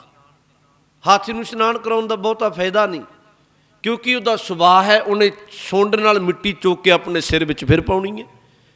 ਮਹਾਰਾਜ ਕਹਿੰਦੇ ਜੇ ਤੂੰ ਦਾਨ ਪੁੰਨ ਕਰੇ, ਕੋਈ ਧਰਮ ਦਾ ਕਰਮ ਕਰੇ ਤੇ ਕਰਨ ਤੋਂ ਬਾਅਦ ਅੰਦਰ ਅਹੰਕਾਰ ਕਰੇ ਮੈਂ ਕੀਤਾ, ਮਹਾਰਾਜ ਕਹਿੰਦੇ ਬਿਲਕੁਲ ਹਾਥੀ ਨੇ ਇਸ਼ਨਾਨ ਹੀ ਕੀਤਾ, ਕੋਈ ਫਾਇਦਾ ਨਹੀਂ।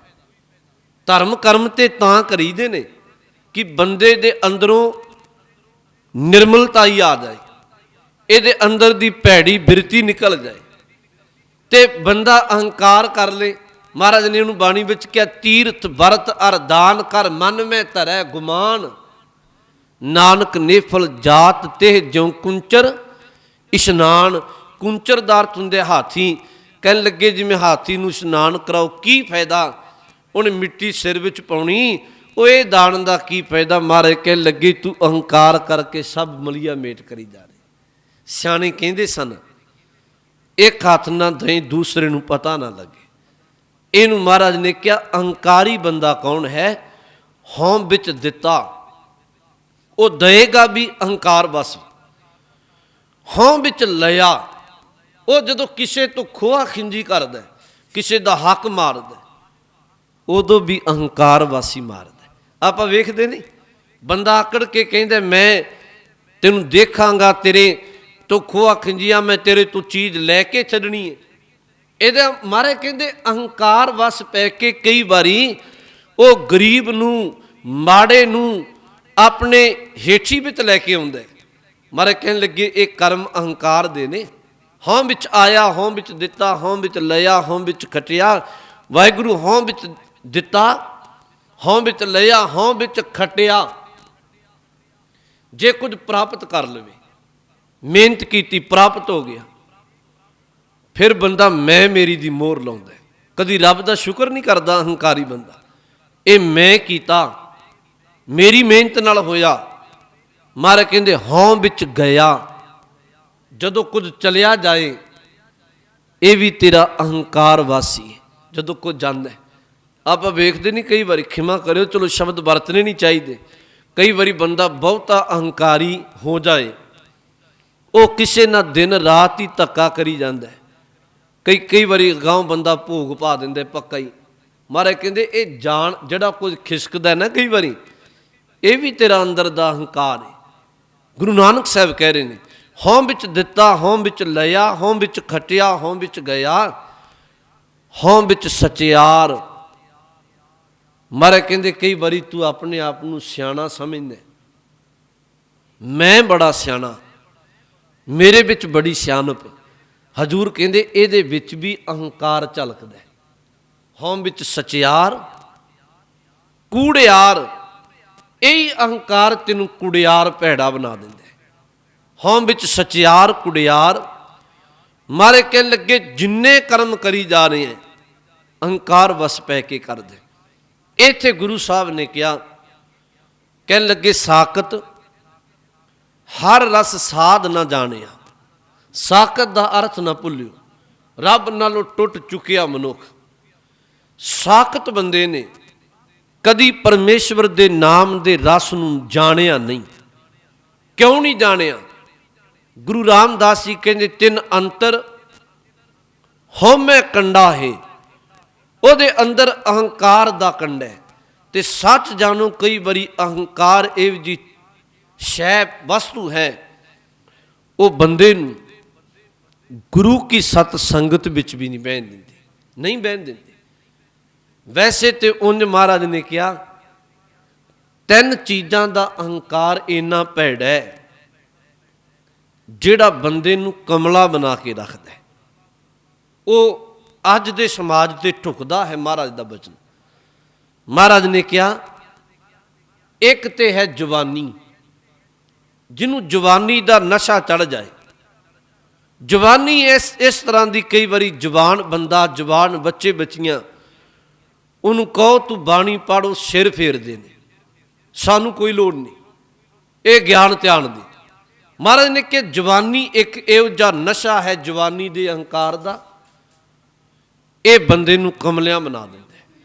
ਵੇਖੋ ਮੈਂ ਇਹ ਦੂਸਰਾ ਪੱਖ ਲੈ ਕੇ ਤੁਰੋਂ, ਜਵਾਨ ਦੀ ਅਵਸਥਾ ਧਰਮੀ ਤੇ ਵੀ ਆਉਂਦੀ ਹੈ, ਇਹ ਨਹੀਂ ਵੀ ਨਹੀਂ ਆਉਂਦੀ।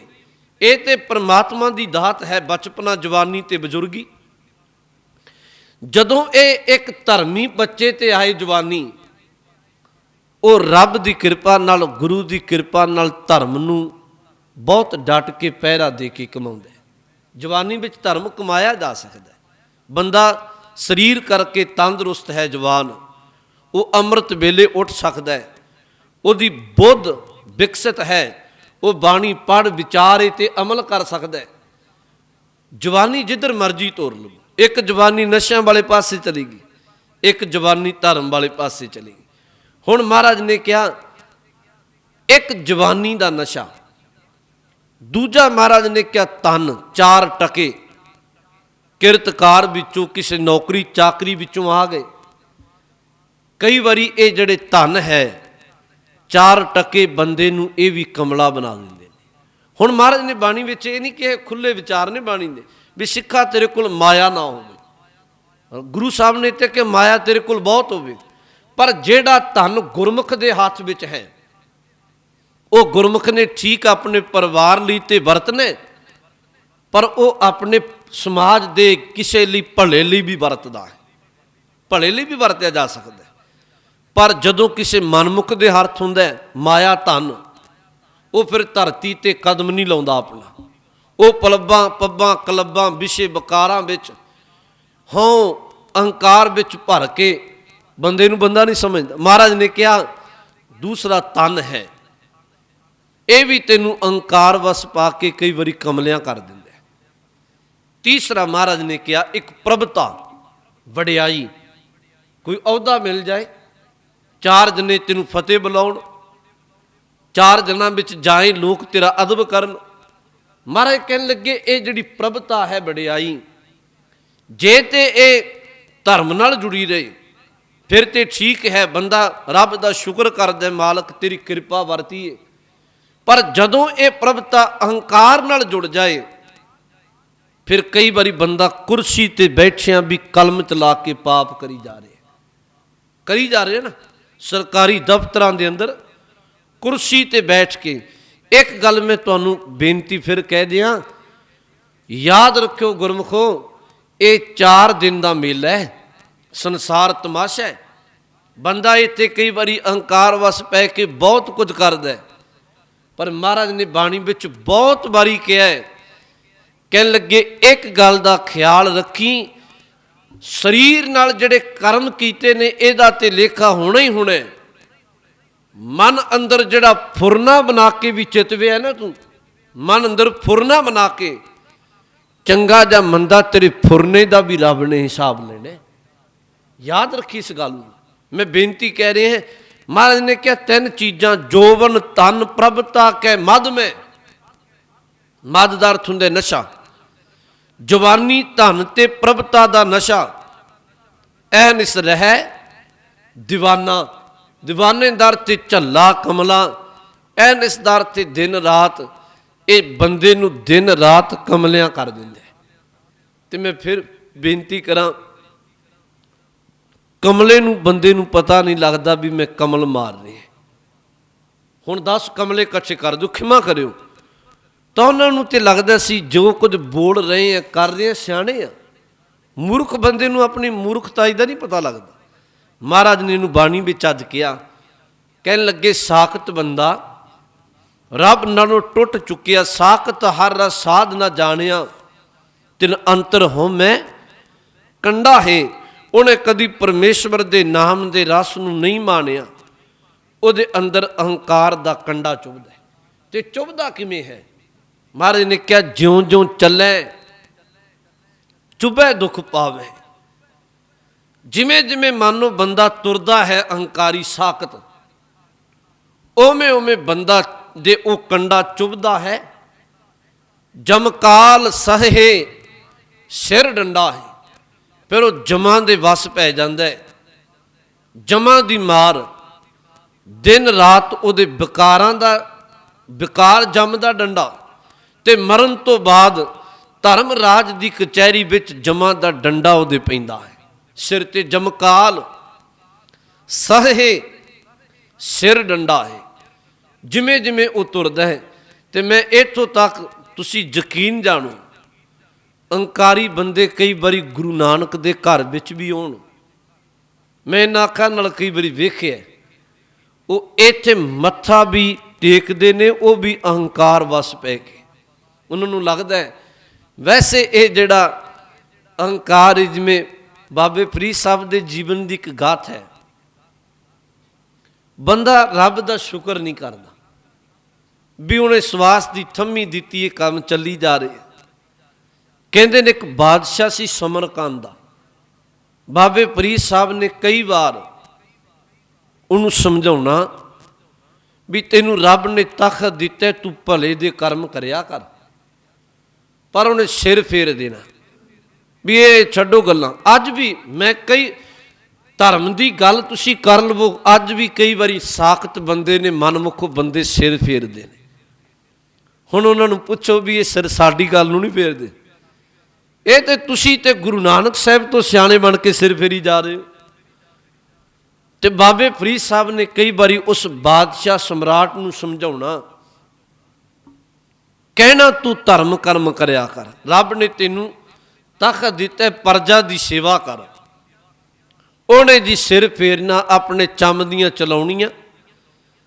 ਇੱਕ ਦਿਨ ਕਹਿਣ ਲੱਗੇ ਬਾਬਾ ਫਰੀਦ ਸਾਹਿਬ ਉਹ ਕਬਰ ਅੰਦਰ ਖਲੋਤੇ ਨੇ, ਮੁਰਦੇ ਦੀ ਖੋਪੜੀ ਹੱਥ ਵਿੱਚ ਲਈਏ, ਉਹਨੂੰ ਫੇਰ ਫੇਰ ਕੇ ਦੇਖੀ ਜਾ ਰਹੇ ਨੇ। ਉਹ ਬਾਦਸ਼ਾਹ ਕਿਤੇ ਆ ਗਿਆ, ਉਹਨੇ ਕਿਹਾ ਫਕੀਰ ਬੰਦੇ ਅੱਜ ਇਹ ਕੀ ਕਰੀ ਜਾ ਰਹੇ? ਕਹਿਣ ਲੱਗੇ ਇਹ ਤੇਰੇ ਵਰਗਾ ਬਾਦਸ਼ਾਹ ਸੀ, ਮੈਂ ਦੇਖੀ ਜਾ ਰਿਹਾ, ਜਿਹੜਾ ਕਦੀ ਕਿਸੇ ਅੱਗੇ ਸਿਰ ਨਹੀਂ ਝੁਕਾਉਂਦਾ ਸੀ, ਅਹੰਕਾਰ ਵਿੱਚ ਆਕੜ ਕੇ ਤੁਰਦਾ ਸੀ। ਅੱਜ ਇਹਦਾ ਹਾਲਾਤ ਪਾਸਾ ਲੈਣ ਜੋਗਾ ਨਹੀਂ ਰਿਹਾ। ਬਾਣੀ ਵਿੱਚ ਇੱਕ ਬਚਨ ਹੁੰਦਾ ਹੈ ਬਾਬੇ ਫਰੀਦ ਸਾਹਿਬ ਜੀ ਦਾ, ਕਹਿਣ ਲੱਗੇ ਇੱਟ ਸਿਰਹਾਣੇ, ਇਹ ਬਾਣੀ ਦੇ ਬਚਨ ਨੇ, ਸ਼ਲੋਕ ਹੈ ਬਾਬਾ ਜੀ ਦਾ। ਇੱਟ ਸਿਰਹਾਣੇ ਭੋਏ ਸਵਨ, ਭੋਏ ਦਾ ਅਰਥ ਹੁੰਦਾ ਧਰਤੀ, ਕੀੜਾ ਲੜਿਓ ਮਾਸ, ਕੇਤੜਿਆ ਜੁਗ ਵਾਪਰੇ ਇਕਤ ਪਿਆ ਪਾਸ। ਜਦੋਂ ਦਫਨਾਉਂਦੇ ਨੇ ਨਾ, ਦੱਬਦੇ ਨੇ ਕਬਰ ਅੰਦਰ, ਉਦੋਂ ਸਿਰਹਾਣੇ ਇੱਟ ਲਾ ਦਿੰਦੇ ਨੇ। ਬਾਬੇ ਨੇ ਇੱਕ ਬਚਨ ਵਰਤਿਆ, ਕਹਿਣ ਲੱਗੇ ਇੱਟ ਸਿਰਹਾਣੇ, ਜਿਹੜਾ ਬੰਦਾ ਸਿਰ ਨਹੀਂ ਝੁਕਾਉਂਦਾ ਸੀ, ਅੱਜ ਉਹਦੇ ਸਿਰਹਾਣੇ ਇੱਟ ਲੱਗੀ ਏ। ਭੋਏ ਸਵਨ, ਜਿਹੜਾ ਤਨ ਨੂੰ ਮਿੱਟੀ ਨਹੀਂ ਲੱਗਣ ਦਿੰਦਾ ਸੀ, ਮਿੱਟੀ ਪੈਰ ਨੂੰ ਲੱਗਣ ਨਹੀਂ ਦਿੰਦਾ ਸੀ, ਕਹਿਣ ਲੱਗੇ ਮਿੱਟੀ ਵਿੱਚ ਸੁੱਤਾ ਪਿਆ। ਜਿਹੜਾ ਤਨ ਨੂੰ ਸ਼ਿੰਗਾਰਦਾ ਸਵਾਰਦਾ ਸੀ, ਕੀੜਾ ਲੜਿਓ ਮਾਸ, ਅੱਜ ਉਹਦੇ ਤਨ ਨੂੰ ਕਹਿਣ ਲੱਗੇ ਕੀੜੇ ਨੋਚ ਕੇ ਖਾ ਰਹੇ ਨੇ, ਮਾਸ ਨੂੰ, ਚੰਮ ਨੂੰ ਖਾ ਰਹੇ ਨੇ। ਇੱਟ ਸਿਰਹਾਣੇ ਭੋਏ ਸਵਨ, ਕੀੜਾ ਲੜਿਓ ਮਾਸ, ਜਿਹੜਾ ਕਿਸੇ ਦੀ ਪਰਵਾਹ ਨਹੀਂ ਮੰਨਦਾ ਸੀ। ਬਾਬੇ ਨੇ ਕਿਹਾ ਕੇਤੜਿਆਂ ਜੁਗ ਵਾਪਰੇ ਇਕਤ ਪਿਆ ਪਾਸ, ਕਹਿਣ ਲੱਗੇ ਕਿੰਨਾ ਸਮਾਂ ਨਿਕਲ ਗਿਆ, ਜਿਵੇਂ ਪਾਇਆ ਸੀ ਟੇਢਾ ਜਾਂ ਸਿੱਧਾ, ਉਸੇ ਤਰ੍ਹਾਂ ਪਾਸਾ ਲੈਣ ਜੋਗਾ ਵੀ ਨਹੀਂ ਰਿਹਾ। ਅੱਜ ਅਹੰਕਾਰ ਕਿੱਥੇ ਗਿਆ?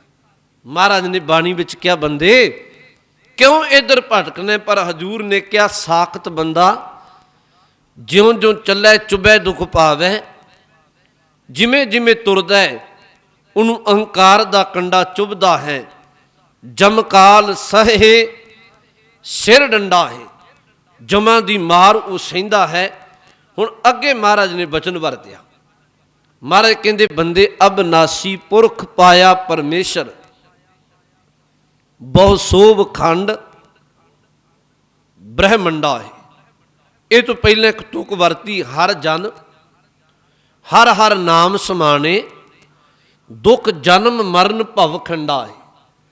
ਮਹਾਰਾਜ ਕਹਿਣ ਲੱਗੇ ਇੱਕ ਤੇ ਹੈ ਸਾਖਤ ਜਿਹੜਾ ਨਾਮ ਨੂੰ ਭੁੱਲਿਆ, ਇੱਕ ਮਹਾਰਾਜ ਕਹਿੰਦੇ ਹੈ ਸੇਵਕ ਗੁਰਮੁਖ ਜਿਹੜਾ ਨਾਮ ਨੂੰ ਕਦੀ ਭੁੱਲਦਾ ਨਹੀਂ। ਉਹਨੂੰ ਕੀ ਕਿਹਾ? ਕਹਿਣ ਲੱਗੇ ਹਰ ਜਨ ਹਰ ਹਰ ਨਾਮ ਸਮਾਣੇ, ਪਰਮੇਸ਼ਵਰ ਦਾ ਸੇਵਕ ਉਹ ਨਾਮ ਵਿੱਚ ਸਮਾ ਗਿਆ।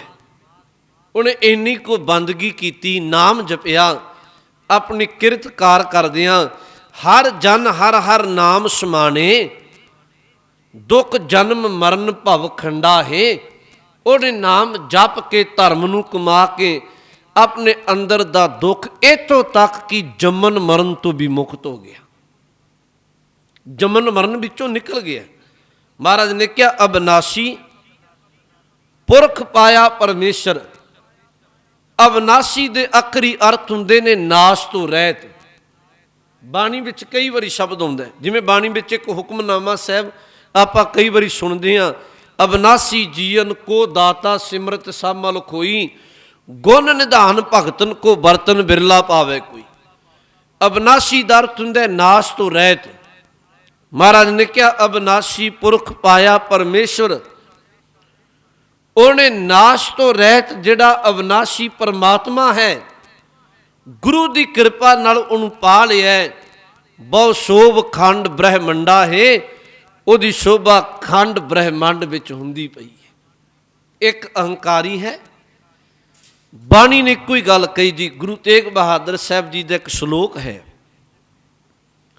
ਮਹਾਰਾਜ ਨੇ ਕਿਹਾ ਜਹ ਪ੍ਰਾਨੀ ਹਉਮੈ ਤਜੀ ਕਰਤਾ ਰਾਮ ਪਛਾਣ। ਜਿਹਨੇ ਅਹੰਕਾਰ ਛੱਡ ਦਿੱਤਾ ਉਹਨੇ ਕਰਤਾਰ ਪੁਰਖ ਵਾਹਿਗੁਰੂ ਨੂੰ ਪਛਾਣ ਲਿਆ।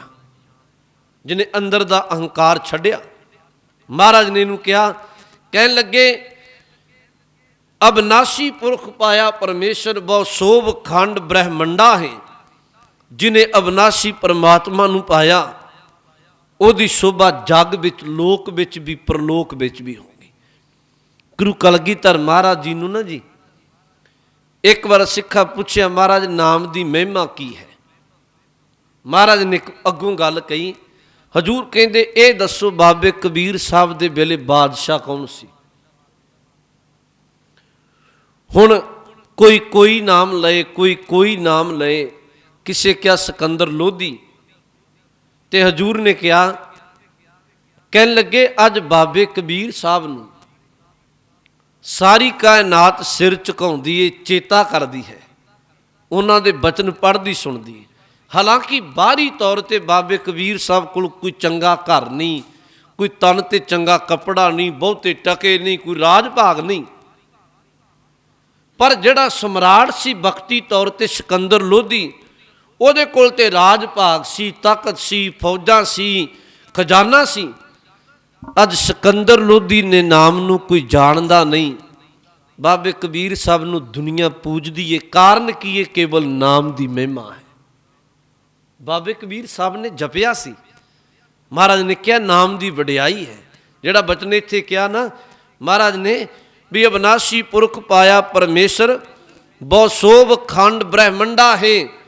ਜਿਹਨੇ ਪਰਮਾਤਮਾ ਨੂੰ ਪਾ ਲਿਆ, ਮਹਾਰਾਜ ਕਹਿੰਦੇ ਉਹਦੀ ਲੋਕ ਵਿੱਚ, ਖੰਡ ਵਿੱਚ, ਬ੍ਰਹਮੰਡ ਵਿੱਚ ਹਰ ਥਾਂ ਮਹਾਰਾਜ ਕਹਿਣ ਲੱਗੇ ਉਹਦੀ ਮਹਿਮਾ ਹੁੰਦੀ ਹੈ। ਅਖੀਰਲੇ ਬਚਨ ਵਰਤੇ, ਕਹਿਣ ਲੱਗੇ ਤੂੰ ਇੱਕ ਅਰਦਾਸ ਕਰਿਆ ਕਰ। ਉਹ ਇਹ ਕਿਹਾ ਕਰ, ਮਾਲਕ ਹਮ ਗਰੀਬ ਮਸਕੀਨ ਪ੍ਰਭ ਤੇਰੇ। ਵੈਸੇ ਮਸਕੀਨ ਦਾ ਅਰਥ ਵੀ ਗਰੀਬ ਹੀ ਹੁੰਦਾ ਹੈ। ਨਿਮਾਣਾ, ਨਿਤਾਣਾ। ਨਿਮਾਣੇ ਦਾ ਅਰਥ ਸਾਡੇ ਕੋਲ ਕੋਈ ਇਸ ਤਰ੍ਹਾਂ ਦੀ ਗੱਲ ਨਹੀਂ ਜਿਹਦੇ ਵਿੱਚ ਮਾਣ ਹੋਵੇ। ਨਿਤਾਣੇ ਦਾ ਅਰਥ ਹੁੰਦੇ ਸਾਡੇ ਵਿੱਚ ਕੋਈ ਤਾਕਤ ਨਹੀਂ। ਇੱਥੇ ਕਿਹਾ ਹਮ ਗਰੀਬ। ਗੁਰੂ ਰਾਮਦਾਸ ਜੀ ਕਹਿੰਦੇ ਤੂੰ ਗੁਰੂ ਅੱਗੇ ਕਿਆ ਕਰ, ਮਾਲਕ ਹਮ ਗਰੀਬ ਮਸਕੀਨ ਪ੍ਰਭ ਤੇਰੇ। ਅਸੀਂ ਗਰੀਬ ਹਾਂ ਸਤਿਗੁਰੂ, ਅਸੀਂ ਨਿਮਾਣੇ ਨਿਤਾਣੇ ਮਸਕੀਨ ਹਾਂ। ਹਰ ਰਾਖ ਰਾਖ ਵੱਡ ਵੱਡਾ ਹੈ। ਹੇ ਹਰੀ ਪਰਮਾਤਮਾ ਤੂੰ ਬਹੁਤ ਵੱਡਾ ਹੈ, ਸਾਨੂੰ ਆਪਣੇ ਚਰਨਾਂ ਵਿੱਚ ਥਾਂ ਦੇ ਰੱਖ ਲੈ। ਹਮ ਗਰੀਬ ਮਸਕੀਨ ਪ੍ਰਭ ਤੇਰੇ, ਹਰ ਰਾਖ ਰਾਖ ਵੱਡ ਵੱਡਾ ਹੈ। ਅਖੀਰ ਤੇ ਕਿਹਾ ਜਨ ਨਾਨਕ ਨਾਮ ਆਧਾਰ ਟੇਕ ਹੈ। ਸਾਨੂੰ ਕੇਵਲ ਤੇਰੇ ਨਾਮ ਦਾ ਆਧਾਰ ਆਸਰਾ ਹੈ, ਤੇਰੇ ਨਾਮ ਦੀ ਟੇਕ ਹੈ। ਹਰ ਨਾਮੇ ਹੀ ਸੁਖ ਮੰਡਾ ਹੈ।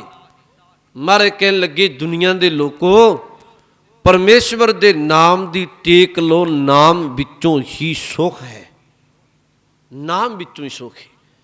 ਮੈਂ ਫਿਰ ਤੁਹਾਨੂੰ ਬੇਨਤੀ ਕਰਾਂ, ਯਾਦ ਰੱਖੋ ਜਿਹੜਾ ਸੁਖ ਹੈ ਨਾ, ਸੁਖ ਸਾਨੂੰ ਲੱਗਦਾ ਹੈ ਕਈ ਵਾਰੀ ਵੀ ਸੁਖ ਦਾ ਸੰਬੰਧ ਬਾਹਰੀ ਚੰਗੇ ਕੱਪੜੇ ਨਾਲ ਹੋਏਗਾ, ਚੰਗਾ ਮਕਾਨ ਹੋਵੇ, ਚੰਗਾ ਕਾਰੋਬਾਰ ਹੋਵੇ। ਨਹੀਂ, ਤੁਸੀਂ ਵੇਖੋ ਬਹੁਤ ਨੇ ਉਹ ਜਿਨ੍ਹਾਂ ਕੋਲ ਘਰ ਹੈ, ਕੱਪੜੇ ਹੈ, ਮਕਾਨ ਹੈ, ਨਾ ਚੱਲਦੇ ਕਹਿ ਲਓ ਦੁਨੀਆ ਵਿੱਚ, ਕੋਲ ਬਹਿ ਕੇ ਵੇਖੋ ਅੰਦਰੋਂ ਕਲਪਦੇ ਨੇ। ਗੁਰੂ ਅੱਗੇ ਸਿੱਖ ਨੂੰ ਇੱਕ ਅਰਦਾਸ ਕਰਨੀ ਚਾਹੀਦੀ ਹੈ। ਬਾਬੇ ਫਰੀਦ ਸਾਹਿਬ ਦਾ ਇੱਕ ਬਚਨ ਹੁੰਦਾ ਹੈ, ਮਾਲਕ ਮੇਰੇ ਤੇ ਇੰਨੀ ਕੋ ਕਿਰਪਾ ਕਰੀ, ਮੈਨੂੰ ਕਿਸੇ ਦੇ ਬੂਹੇ ਤੇ ਨਾ ਬਹਿਣਾ ਪਏ, ਬਗਾਨੇ ਦੇ ਮੰਗਤਾ ਨਾ ਬਣਾਈ, ਗੁਜ਼ਾਰੇ ਜੋਗੀ ਮਾਇਆ ਕਿਰਤਕਾਰ ਦਈ ਚੱਲੀ, ਪਰ ਦੂਸਰਾ ਕਰਮ ਕਰੀ ਵੀ ਮੈਂ ਤੈਨੂੰ ਕਦੀ ਭੁੱਲਾ ਨਾ। ਜੇ ਤੂੰ ਭੁੱਲ ਗਿਆ, ਮਹਾਰਾਜ ਨੇ ਕਿਹਾ ਪਰਮਾਤਮਾ ਭੁੱਲਣਾ ਤੇ ਇਸ ਤਰ੍ਹਾਂ ਹੈ ਜਿਹਨੂੰ ਸਤਿਗੁਰੂ ਨੇ ਬਾਣੀ ਵਿੱਚ ਕਿਹਾ, ਪਰਮੇਸ਼ਰ ਤੇ ਭੁੱਲਿਆ ਵਿਆਪਨ ਸਭੇ ਰੋਗ। ਬਾਬੇ ਫਰੀਦ ਸਾਹਿਬ ਮਹਾਂਪੁਰਸ਼ ਨੇ ਕਿਹਾ, ਫਰੀਦਾ ਬਾਰ ਪਰਾਇਆ ਬੈਸਨਾ ਸਾਈਂ ਮੁਝੇ ਨਾ ਦੇ, ਜੇ ਤੂੰ ਐਵੇਂ ਰਾਖਸੀ ਤਾਂ ਜਿਉ ਸਰੀਰੋਂ ਲੈ, ਬਗਾਨੇ ਦੇ ਬੂਹੇ ਤੇ ਬਿਠਾਉਣੇ ਭਾਵੇਂ ਜਿੰਦ ਕੱਢ ਲੈ, ਬਿਠਾਈ ਨਾ, ਪਰ ਇੱਕ ਕਰਮ ਕਰੀ ਮੈਨੂੰ ਤੇਰੇ ਨਾਮ ਦੀ ਦਾਤ ਦੇਈ।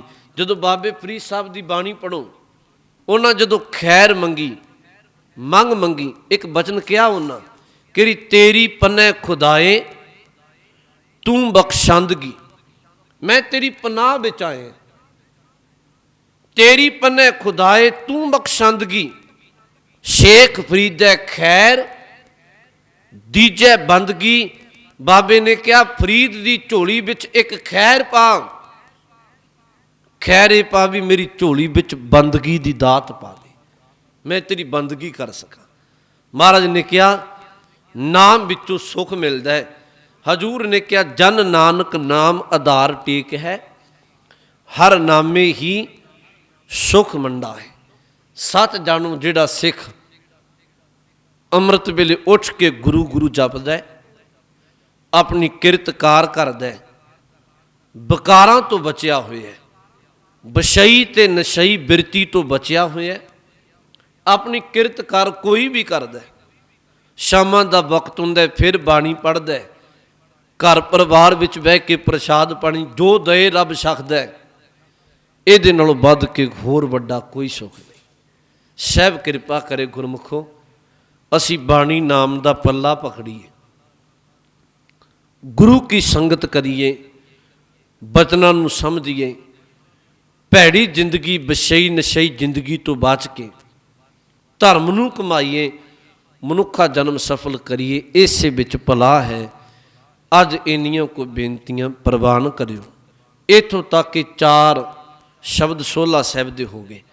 ਇੱਕ ਸ਼ਬਦ ਹੋਰ ਹੈ ਸੋਹਲਾ ਸਾਹਿਬ ਦਾ, ਉਹ ਆਪਾਂ ਕਿਉਂਕਿ ਆਪ ਜੀ ਨੂੰ ਪਤਾ ਹੈ ਵੀ ਅੱਜ ਸੰਗਰਾਂਦ ਦੇ ਦਿਹਾੜੇ ਨੂੰ ਮੁੱਖ ਰੱਖਦੇ ਹਾਂ, ਸ਼੍ਰੀ ਅਖੰਡ ਪਾਠ ਸਾਹਿਬ ਪ੍ਰਾਰੰਭ ਹੋਣਗੇ।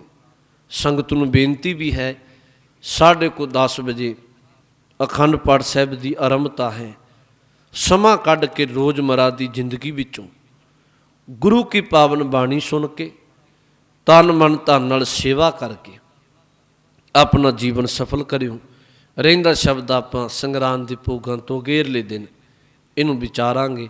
ਇੰਨੀਆਂ ਕੋ ਬੇਨਤੀਆਂ ਪ੍ਰਵਾਨ ਕਰਿਓ। ਭੁੱਲ ਚੁੱਕ ਦੀ ਖਿਮਾ, ਰਲ ਮਿਲ ਫਤਿਹ ਦੀ ਸਾਂਝ ਪਾਓ। ਆਖੋ ਜੀ ਵਾਹਿਗੁਰੂ ਜੀ ਕਾ ਖਾਲਸਾ, ਵਾਹਿਗੁਰੂ ਜੀ ਕੀ ਫਤਿਹ।